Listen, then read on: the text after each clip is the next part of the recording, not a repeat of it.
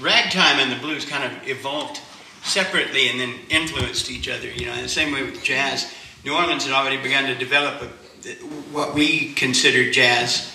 At the time, quite often in New Orleans, when it was being developed, it was called spasm music. Wonder where they got that from.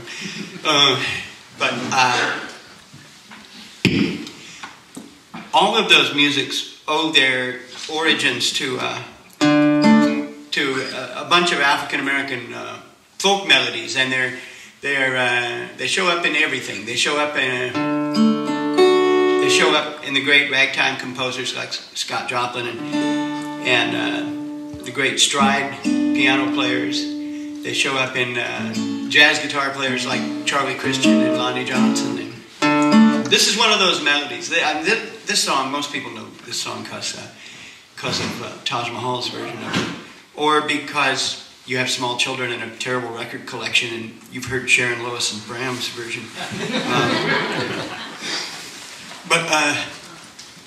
This is a traditional tune. It was first done by a guy named Henry Ragtime Texas Thomas.